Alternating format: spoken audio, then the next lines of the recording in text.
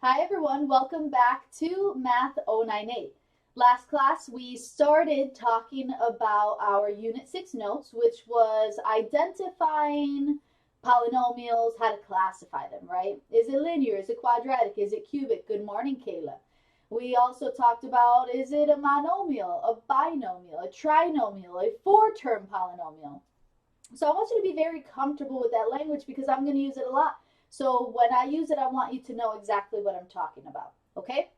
We then moved into operations on polynomials. So we started with an addition and a subtraction problem. So essentially we distributed to drop parentheses and then we just combined like terms. We just cleaned it up, right? So essentially if we had a term with x squared and we had another term with an x squared, we were basically saying how many x squareds do we have? We went ahead and we put those together. That's the idea. That's all. It's not a big deal. This chapter actually goes really, really quickly, but then we move into Unit 7, which is when we go backwards. So in this chapter, we're learning how to put everything together. We distribute, we combine like terms, all that good stuff, right? Or we simplify, like when we are dividing polynomials. In our next unit, we're going to factor, which means we're going to break everything apart. All right, it'll be fun, I promise. You'll see. Let's take a look at the notes. Okay, for number 3, we have negative 3/5 m to the third plus 2/3 m to the second power plus 4 times negative 1/5 m to the third minus 3m squared plus 11. Now, I asked you all to take this with you. I asked you all to try this at home right after the end of our live chat. So the first thing I wanted you to do was to identify the indicated operation. So you probably said you had a binomial plus 4 times a trinomial. So when you say it like that, you can note that you're adding. But beyond that, you may want to also say that you're multiplying, right? So it's a binomial plus 4 times a trinomial.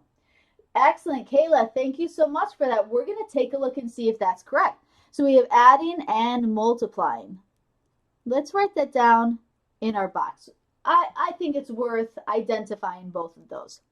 So first things first, there's a 1 in front of my set of parentheses, so I'm able to distribute the 1, which essentially just drops the values. So we have negative 3/5, oops, that one's gone, negative 3/5 m to the third power plus 2/3 m to the second power. Now remember, we're going to distribute the 4 throughout the entire second set of parentheses. It's always going to be helpful to draw those lines of distribution, so why not? A positive 4 times a negative 1/5 m to the third is a negative 4/5 m to the third. If that ever trips you up, just write that whole number over a 1 and then just multiply. A positive 4/1 times a negative 3m to the second power, so positive 4 times negative 3 is a negative 12m to the second power, and then a 4 times 11, which gives us a 44. Awesome. The next thing we're going to do is we're going to combine like terms. So my first pair of like terms is a negative 3/5 m to the third and another negative 4/5 m to the third. Combine these two together to give you negative 7/5 m to the third. Remember, it's okay to leave your fraction in improper fraction form. I'd prefer that actually, if you had to choose between that and mixed numbers. Next, I have 2/3 m to the second power, and we want to combine that with a negative 12m to the second power. So this is when we're going to do a little bit of side work. So we have 2/3 m to the second power minus 12m to the second power. Go ahead and write 12/1. Remember, you are not allowed to cancel out a cross subtraction. You know you're not. And the reason for that is because when I say to you all, what is the rule for adding or subtracting fraction? You know what the first thing you say is? LCD, right? LCD. So keep that in your mind. Our LCD in this case is 3, so we're going to multiply the second fraction by 3/3. So we have 2/3 minus 36/3. And we could say, oh, I can easily combine these two now that they have the same denominator. and that'll give me negative 34 over 3. So we have negative 34 over 3m to the second power. Excellent, Kayla. And then our last term, which is a positive 44, our constant term, comes at the end. And we are done. That's it.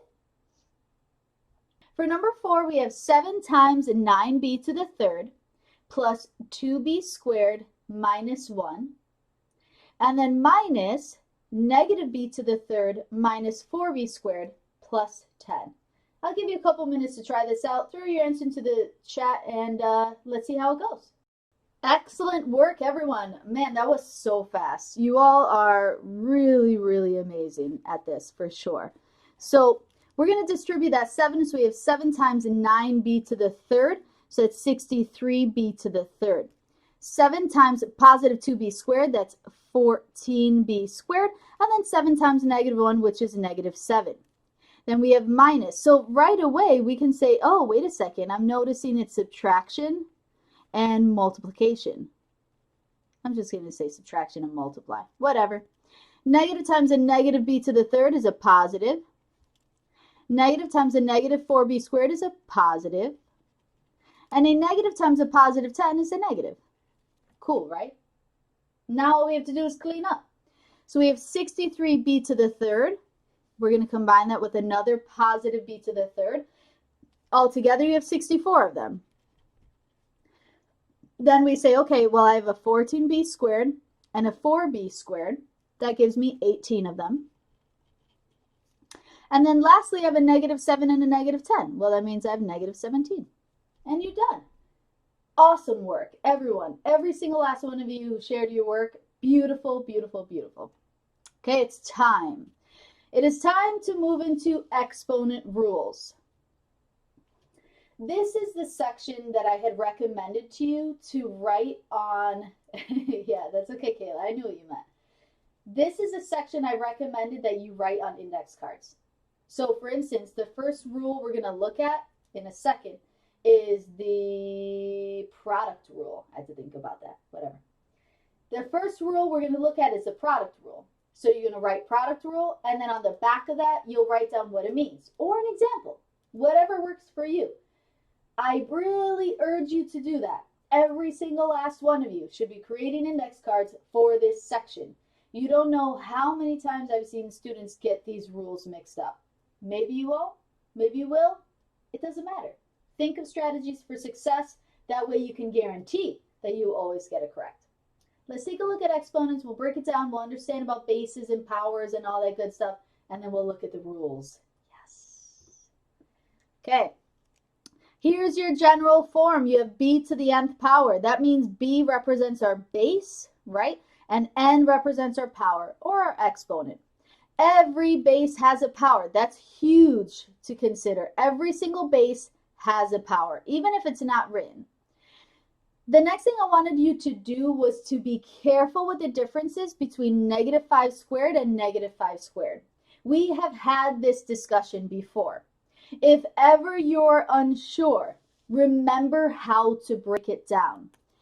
Negative 5 squared with parentheses implies negative 5 times negative 5, right? Because you're squaring the package. The package is in the parentheses. So you're squaring negative 5.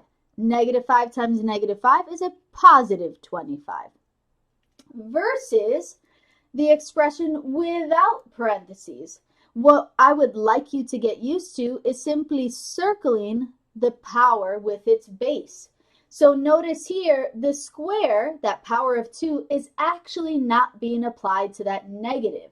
Yes, Kayla, this is going to give us a negative 25. Think of this as a negative 1 times 5 squared. You're applying the 2 to the base of 5, but not that negative. If the negative were inside the set of the parentheses with a 2 on the outside, then that's a whole different ballgame, as we see here.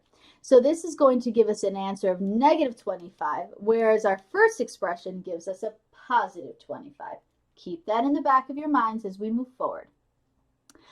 Look at these two examples that we have here. We're going to start by identifying the bases and then their respective powers. So I want you to know that we have 1, 2, 3 bases. Each of these bases has a power.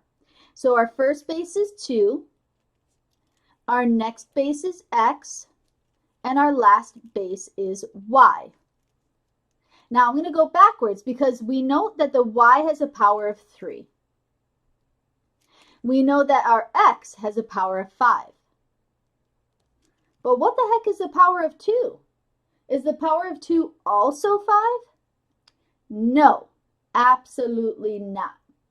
The power of this 2 is here, it's just not written. The power of 2 is 1.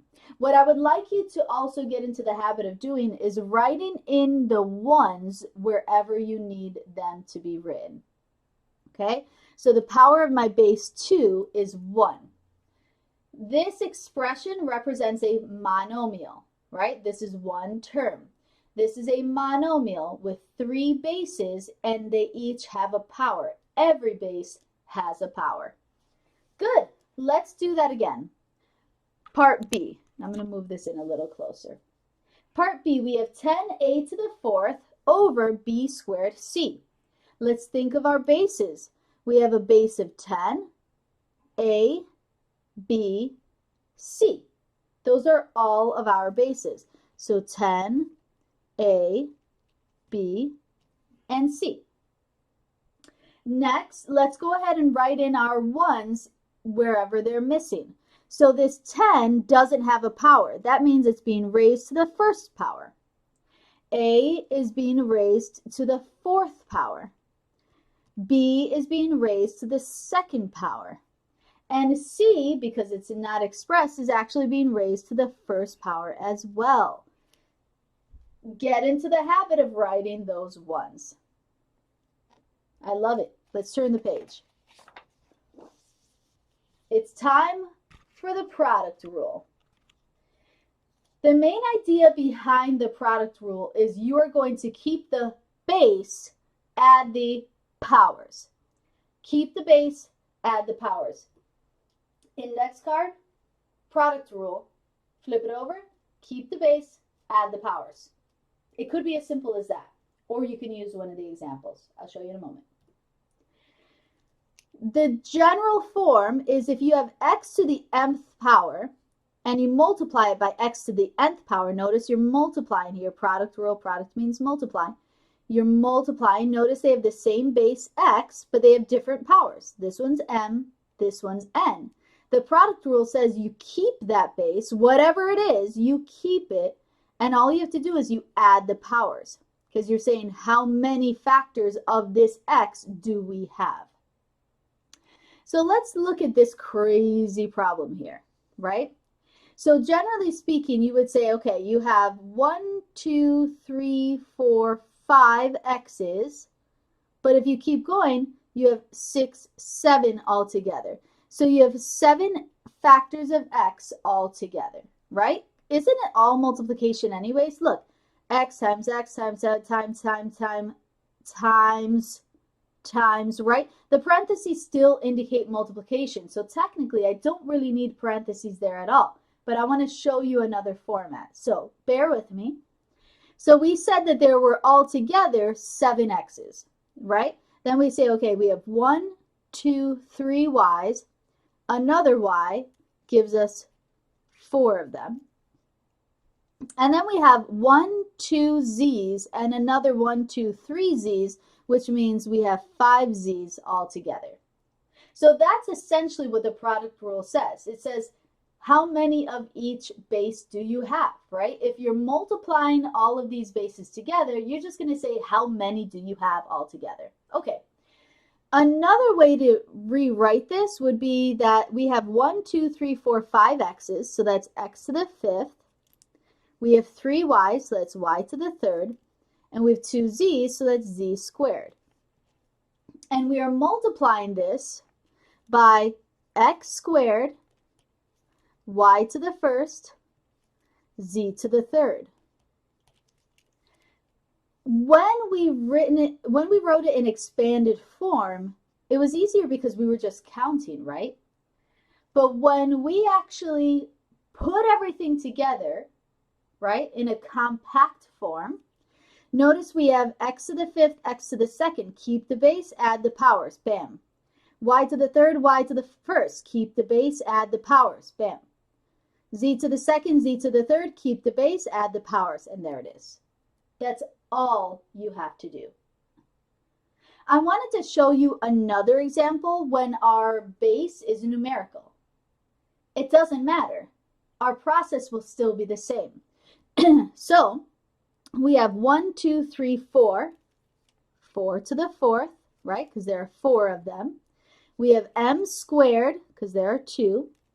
N to the first and c to the first. And then we're going to multiply that by 4 to the first power, because there's only one of them there. M to the first power, n to the first power, and c to the second. So apply the rule. Keep the base, add the powers. My first base is 4. Keep the base, add the powers. 4 plus 1, 5. Our next base is m. Remember, this is a product rule because we're multiplying. M to the second times m to the first. Keep the base, add the powers. N to the first times n to the first. Keep the base, add the powers. And then c to the first times c to the second power. Keep the base, add the powers. Man, by the time we're done with this, you're going to be hearing this phrase in your dreams. Product rule. Keep the base, add the powers. Keep that in your minds. All right, number 1. Take a look at what we have. We have 10x to the fifth, y to the third, times a negative 2, x to the third, y to the eighth. So what I want you to consider carefully is the fact that multiplication is multiplication is multiplication, right? So when you see here that we have a 10 and we have a negative 2 and we're multiplying them, well, just do it. 10 times a negative 2 is a negative 20. Don't overthink this. 10 times a negative 2 is a negative 20. The reason we can just simply multiply them like that is because they're not being raised to any other power. It's not like it's 10 to the second power times negative 2.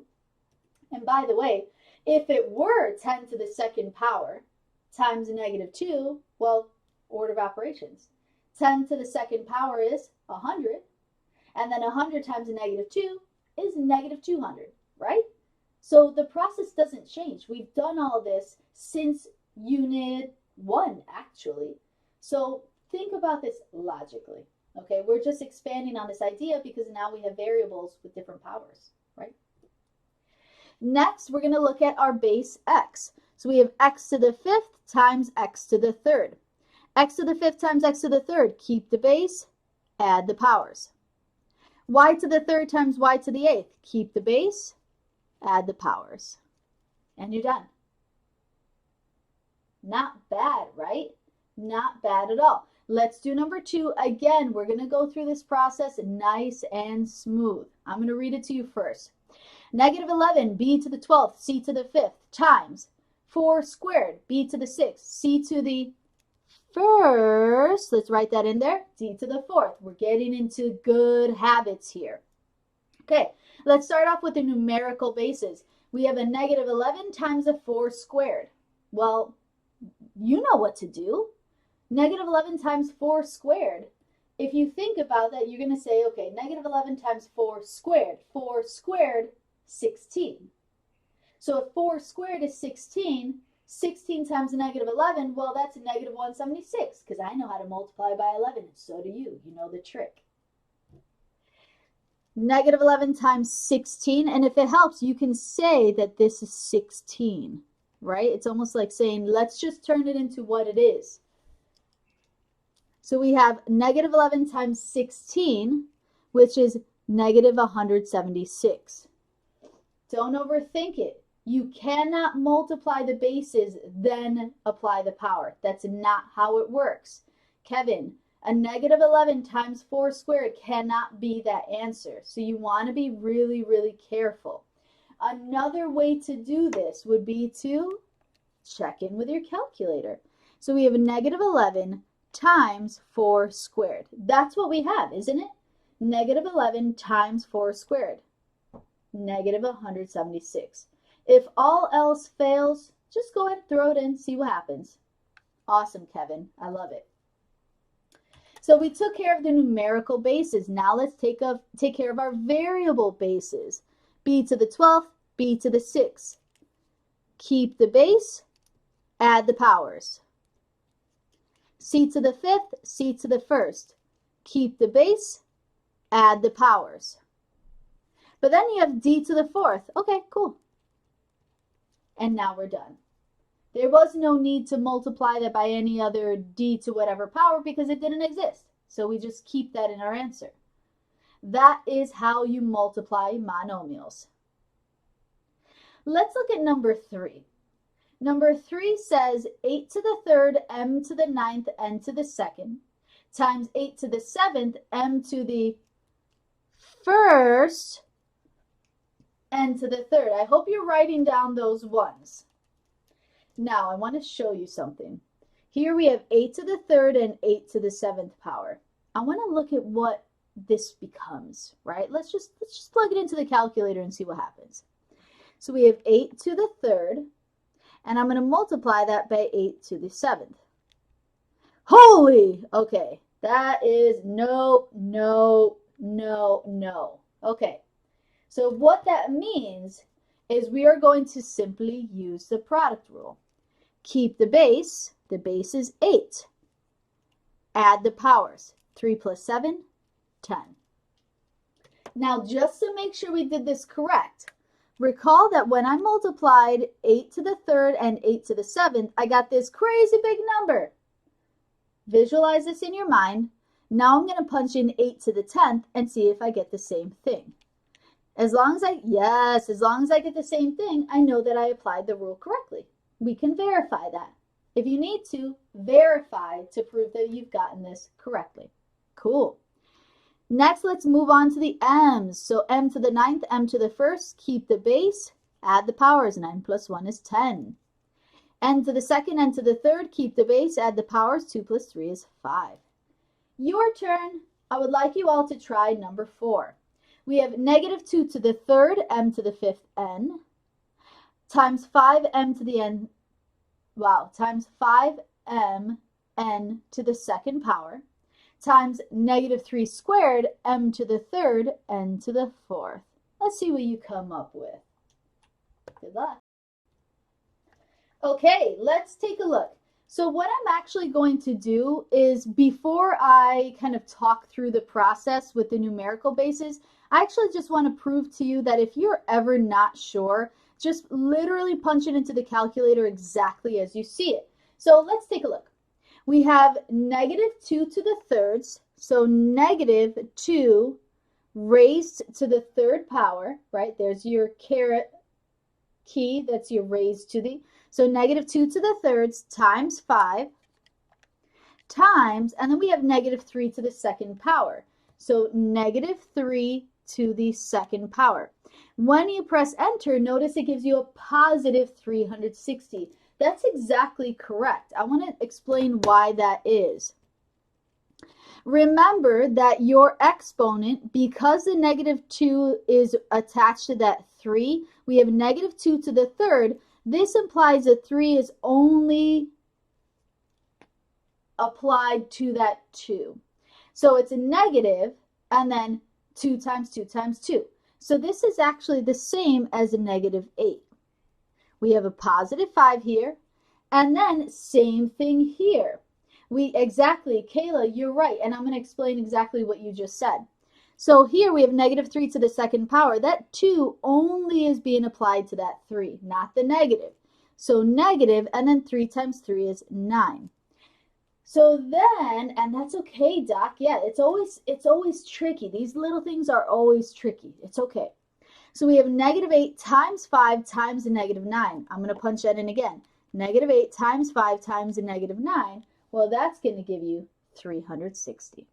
Okay, so it's proof that we'll get the same answer whether or not we do it manually or in terms of plugging it into the calculator. All right, we have m to the 5th, we have an m to the 1st, and we have m to the third. So all together, that's going to give us m to the ninth, because it's 5 plus 1 plus 3. And then we have n to the first, second, and fourth. So all together, that's n to the seventh. Excellent work, everyone. And I love that we are dissecting this carefully to figure out where the potential pitfalls might be. That's why we go through these kinds of problems together. So that way you're stronger from it. Let's take a look at the next rule, the quotient rule.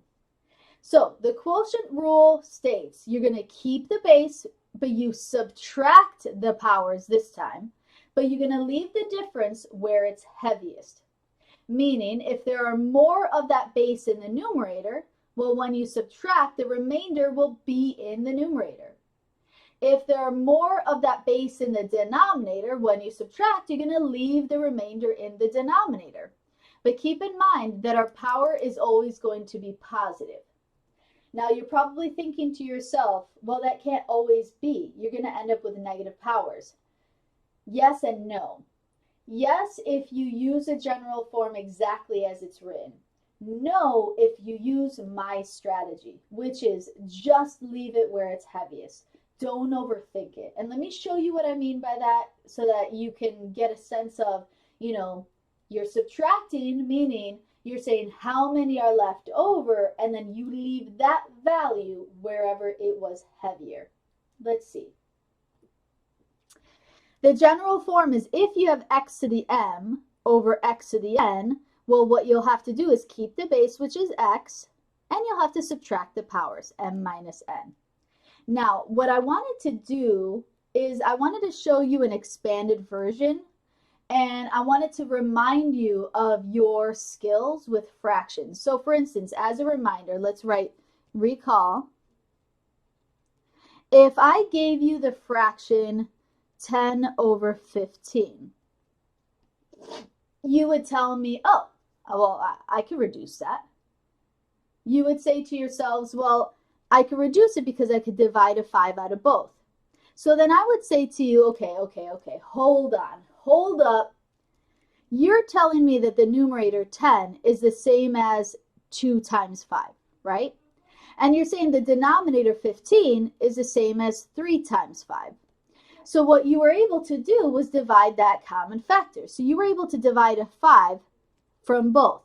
5 divided by 5 is 1, right? And that left you with 2 over 3. I love it. That makes so much sense.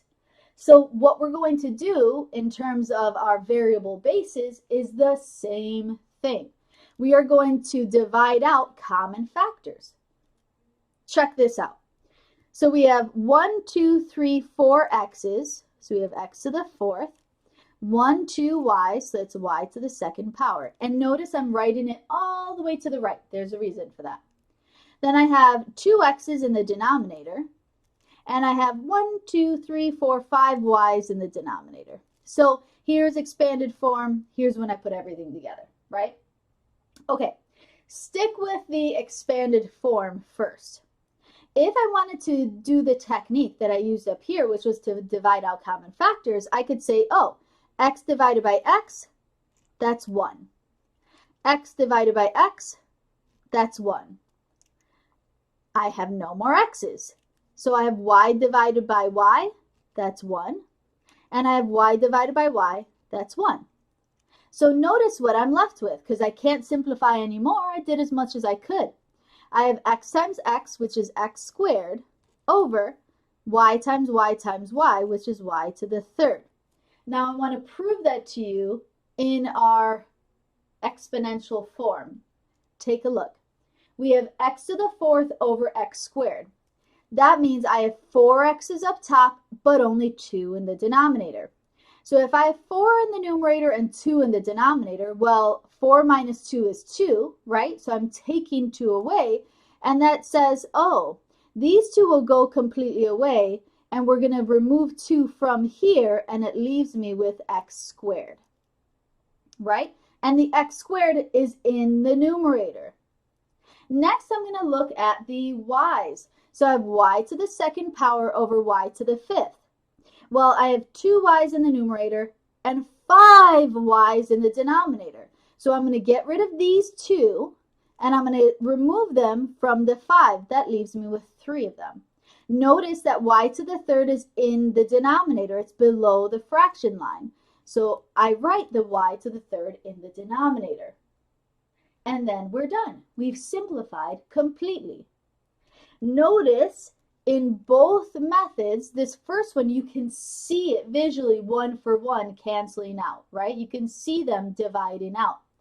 In this second example, right, or in exponential form, I wanted you to see that all we have to do is subtract and leave the remainder where it's heaviest, where there are more of them, okay? Let's keep looking at some problems to make sure that this idea makes sense. Number 1, 16 x to the third, y to the fifth, m to the first, divided by 22 x to the fourth, y to the 10th, m to the first. The very first thing we do is we look at the very first bases. I have a 16 over 22. Think about this logically. If you were given a 16 over 22, wouldn't you just reduce that? You would say, oh, I can definitely divide both of these by a 2. If I divide both of those by a 2, that leaves me with 8 over 11, and that's as reduced as it gets. Okay, cool. So we know we have an 8 in the numerator and an 11 in the denominator. Next, let's take a look at our x's. We have x to the third in the numerator, and we have x to the fourth in the denominator. If I divide out common factors, I'm left with x to the first, one of them, in the denominator. So I'm going to write x to the first power. Next, let's look at y to the fifth over y to the 10th. And just for the sake of showing you exactly what it looks like, I am going to write it out this one time. After this, I'm not going to do it again because it's just too much. That's 5, 6, 7, 8, 9, 10. I've got 10 of them. So we have 5 y's in the numerator and 10 y's in the denominator. So let's divide them out one for one. And notice I have 1, 2, 3, 4, 5 y's in the denominator. Then notice I have m to the first over m to the first. Well, if I had m to the first over m to the first, don't they just cancel out? They divide out. So there are no m's left. You wouldn't write an m because they're gone. You divided them out. M divided by m is 1, and that is our final answer. Awesome. Let's do it again. Negative 35 a to the fourth b to the seventh divided by 15 a to the second b to the first power. Look at the negative 35 over 15. Notice what I can divide out. If you said I can divide out a 5, then props to you. Negative 35 divided by 5 is a negative 7. 15 divided by 5 is 3. Next, I have a to the fourth over a to the second. Well, if I have 4 of them up top in the numerator, but only 2 in the denominator, then I'm going to take 2 away from both, and that leaves me with 2 up top. Then we look at b to the seventh over b to the first. So if you have 7 b's in the numerator, but 1 b in the denominator, well, you're going to say, let's take away this b from both. We're going to take away 1 b from both, and that leaves us with 6 b's in the numerator. And that's it. You are officially done. All right, on your own, try number 3. 3 is the same concept. Just be careful with this one. 5 to the third, a to the 11th, b to the second power, divided by 5 to the fifth, a to the third, b to the fourth power. Give this your best shot, starting now. Okay, so let's break this down. Notice we're going to start off with our first base, which is 5 to the third over 5 to the fifth power. So check this out. 5 to the third looks like 5 times 5 times 5, correct?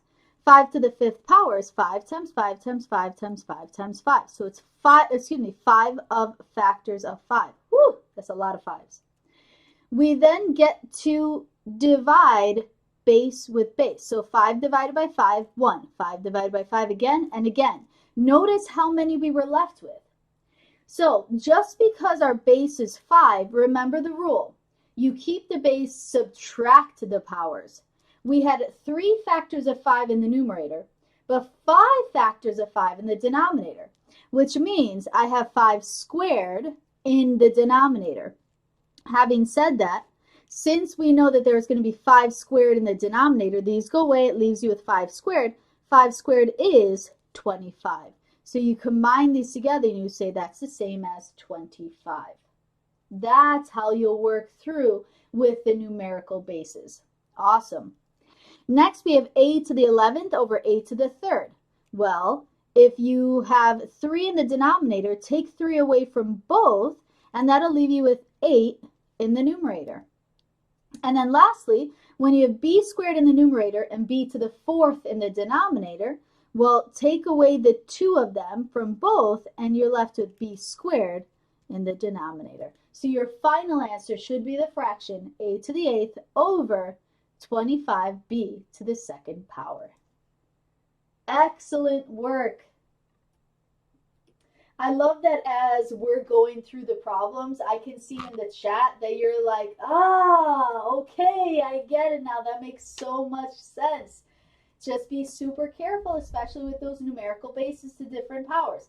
Think about that logically. If ever you, for instance, wrote in your calculator 4 to the 3rd divided by 5 to the 5th, you're going to get 0.04, and you're probably thinking, well, what does that mean? If you converted that back to a fraction, it would be 1 over 25, right? So that's kind of a really good way to think about what's happening here. Let me just punch this in and verify that I'm getting the correct answer, all right? As always, you're all fantastic. I am very excited. We finished week 10 now.